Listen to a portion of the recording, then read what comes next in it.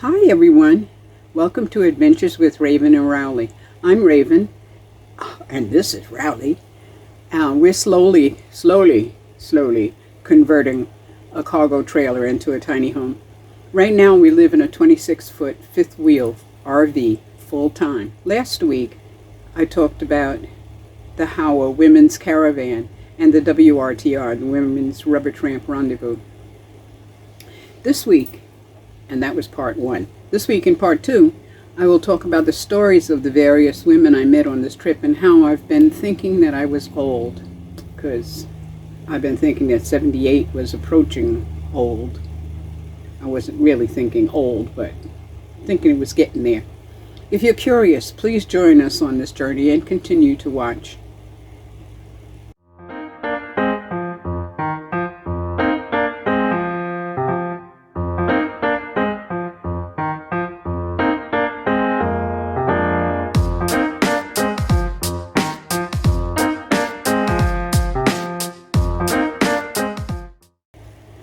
I've realized while at the WRTR and sitting around the campfire, or just sitting in a group around someone's rig, that I've been thinking that 78 is old.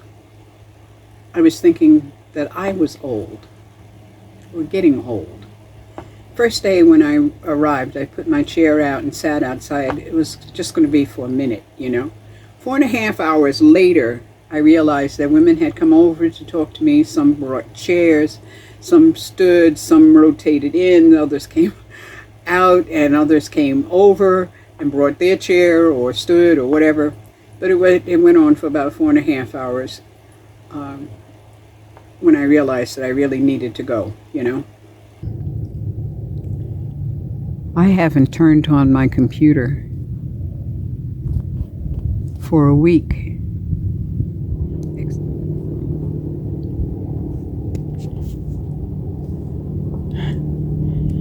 I think what I've been doing mostly is just sitting out in front of the brig, in front of the cargo trailer, in my chair, and just losing myself in all of this. Yesterday we went to a seminar about the weather, and there was a woman there. There was a storm chaser, a professional storm chaser, talking about clouds. Now I have got to find out some more information about that. That was such an intensely interesting seminar. That's what you would call it if you were in a city, right? It was cool. It was really cool. Then I went over to the WRTR the next day. I heard about a 90-year-old woman who was in the crowd. I never got over to talk to her, but from what I understand, she was there. And more than one woman told me that over the period of the 12 days that I stayed at the Women's Caravan and going to the WRTR and the RTR. I saw women in wheelchairs. One of the women in a wheelchair had a man as her assistant. I couldn't see her face, so I couldn't tell you if they were related or not, but I'm inclined to believe that he probably was her son, because he was younger than she. He was the only man allowed into the WRTR, the Women's Rubber Tramp Rendezvous, but he came in and gave her what she wanted and then left again. Probably messaged him for something, you know. It was very interesting because everybody watched him walk across the front and then back out again, you know. I'm sure he had to feel that. Anyway, Bob Wells didn't come into the WRTR either, but he was available for everyone at the RTR, which is okay. The RTR is a co-ed group. A lot of women there were around my age, in their 70s, retired, late 60s, whatever, some in their 80s. I don't know why I thought 78 was old to be doing this kind of thing, because it's not, obviously. I did meet younger women there too. And it was good to see these young women who hadn't spent their whole life like I did, and a lot of women of my generation, in the house, wishing and praying and hoping, you know. It was good to see her. I see them. This particular woman was a hiker, and she had walked the Appalachian Trail by herself, 2,190 plus or minus miles. It took her 6 months, but she did it. And she's now traveling the United States and working, living in her vehicle. I don't know what kind of vehicle she had. There was a woman who had escaped from Chile. She said when she was a kid there was no such thing as a car in her town. No one owned a car. She never heard of an RV at all until she got to America. I don't know how she got here. She didn't tell that story. She had gotten married, had kids, went through depression, became suicidal. Her kids got taken away, but she did have visiting rights. She found herself at some point living in her car, and then found herself alive. She found that she really liked traveling that way. I don't know what kind of vehicle she has either. I don't know if she's still in a car or if she's in a van or what, you know, but she feels alive out on the road. A lot of the women seem to say the same thing, including me, that I feel more alive out on the road in the desert. Can you see the mountains? This is, you'll notice that they managed to surround us completely. I don't want to go too fast, but you can see the mountains, right? There's mountains all the way around. All the way around. Well, one of the women told me, okay, Riley, one of the women told me that she parked across from, on the other side of the road, across from where the women's caravan flag, orange jackrabbit flag, is situated. Come on. You want to come up here? Yeah, come on, there you go. And he told her, she said she was at least 75 feet away from him. And he told her, I just love that plant. He told her that she needed to move because she was blocking his view of the mountains. We're in a bowl of the mountains. I don't know how many RVs there are, but I mean, there are a lot of them.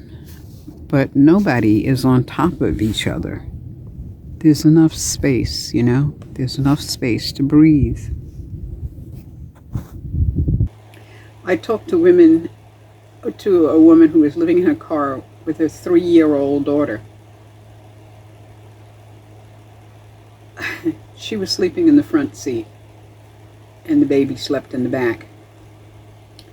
She came out because her daughter wanted to pet Rowley. Of course, he wasn't having any of that. He was barking at him, barking, and she put her hands up to her head and was afraid, you know. I wish Rowley had let her pet him, but that's the way it goes. At any rate, I met a woman with multiple sclerosis. She says she drives a maximum of 2 hours per day because her body can become overtired with the disease and cause other problems. She was around 58, 60 years old, and it had just started manifesting itself. The MS started manifesting itself recently. Up until that point, she was fine. She said her mother had MS. And she didn't think until that point that she actually had it because it had never manifested itself. So she's decided, she had a fabulous van that she tricked out herself. She completely did it herself. She will spend the rest of her life savings, her retirement savings, on travel in this 1.5 years that she thinks she's got left to be able to do this. I think it's an admirable goal.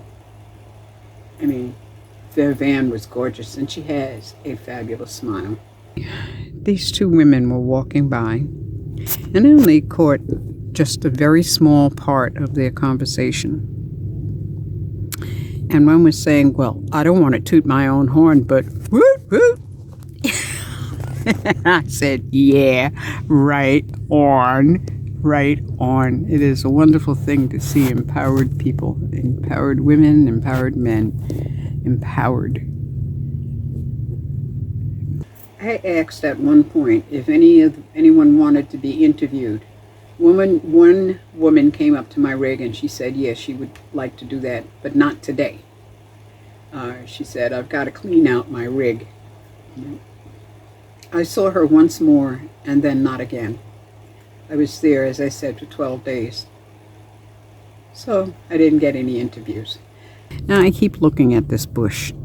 This kind of sort of reminds me of a rabbit or maybe some kind of animal or something with the ears sticking up. See? Gotcha, huh? It's right across from my door. So anyhow, and I just keep looking at that thinking of, you know, there's something over there smiling. I don't know what it is, but it's smiling. And I like it. It looks fluffy. It looks like something I want to pet, you know. Yesterday, 1/26/22, a woman knocked on my door here in the park where I live, full-time, in my RV, right here. I don't really know many people in this park. She said she was 86 years old, and she came to me because she wanted to attend the WRTR this year, and someone had told her that I just came back, right? She tows a 26-foot trailer. I'm not sure if it's a fifth wheel or a trailer. And she was afraid to travel alone to such a huge event out in the desert without good roads. So I told her about it. Told her what a fabulous time I had, what wonderful people I met. And I met good ones and bad ones, you know. And I think I smiled and laughed all the way through it, the conversation with her. Anyway, she lives in Oregon on 50 acres and comes here to this park in the winter. Although it's 26 degrees this morning, so I don't know how much winter she escaped, except maybe the snow, you know. At any rate, I found out that 78 isn't old. Okay, I am not old, and that's all there is to it. In fact, it's a good place to start. So I did. Okay. The Rowley report. Rowley is sick. Well, he was sick. We got home last Saturday, and I went to bed early. I ordered some pizza. That's what it was, because I wasn't going to cook anything, you know, and I just wanted to eat and lay down or whatever. So anyway, we went to bed early. Rowley woke me up almost every hour. He was jumping up and down on my body, you know, with all fours. He wanted to go out. That's very unusual behavior for him. He does not do that kind of thing. And at one point in the morning, I realized that he had defecated on the kitchen floor. Thank goodness it wasn't the carpet, you know. He's never messed in the house, ever, before. I realized by the morning walk that he was passing almost pure water. He had no fever, no vomiting, just really bad diarrhea, okay? So, looking online, Google said it could be stress from the ride. It was a bad 6-hour ride, let me tell you. I was white-knuckling it the whole way. Somewhere in California, paying $5.59, 0.910 per gallon of gas, I managed to get some bad gas. The car was backfiring. It was losing power. I was trying to go over hill. I was scared. So I drove slower than the speed limit, with my flashes going and stuff like that, when it wasn't too slow, when it wasn't too fast. When I was around 45 miles an hour in a 70-mile-an-hour zone, you know. Google said that it could be something he picked up out in the desert, you know, like some kind of desert flea got to him or something. Or it could be COVID for dogs. I mean, because dogs can get COVID. Or something really bad like kidney failure. They also recommended that I watch him to see how he's reacting and be prepared to get him to a vet. I said, okay. Well, the thing was, he was still willing to eat, so I made white rice and scrambled eggs. He thought this was a treat. This was the deal, you know. He hasn't missed a meal, not one. At one point, he even asked for his meal early, you know. Otherwise, he's not really food motivated, except for possibly cheese, you know. I made an electrolyte mixture for dogs. 4 cups of boiled water, 1 tablespoon of raw honey, and a teaspoon of salt. And a friend gave me a syringe from her dog who has diabetes. So I took off the needle part and squirted this mix in his mouth every 15 minutes to half hour for 3 days. He actually liked the flavor of it. He didn't fight me to stick it in his mouth or anything. He just kind of sucked it down. I've also added extra water to his rice and egg mixture, and of course leave fresh water for him. Well, you know, I don't want him to die of dehydration. Dehydration is not a good way to die. It is extremely painful, you know. And he was pretty much passing liquid, and when he lifted his leg to pee, it wasn't coming out very much. So I thought he was really very dehydrated. After a few days, I started adding his wet and dry food into the rice and egg mix again, because his stool was getting firmer. Still soft, but it was getting firmer.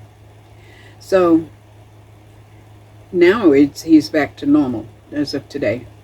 He still wants to play. He still wants to play. He still wants me to throw the ball and go for walks. I think he's okay. He never had a fever, nothing. So I'm at the end of this. I'm a loner. I've decided I'm a loner. I prefer being alone, with Rowley, of course. It seems to me that I do need to go among people every now and then, and not only to learn, but to live, you know, and find out that I'm not old, okay? I'm going to keep trucking. What about you? Thank you for watching and subscribing. I need 1,000 subscribers to be monetized. So please share our videos and subscribe to RV Adventures with Raven and Rowley. It's a no-cost way you could help, you know. But if you can help us with cash or whatever, get and stay on the road, see the links below. And thanks for your support. Also, booping the like button and ringing the notification bell would be a good thing too. See you next Friday at 5 p.m. Pacific time. Take care of you and yours, and blessed be.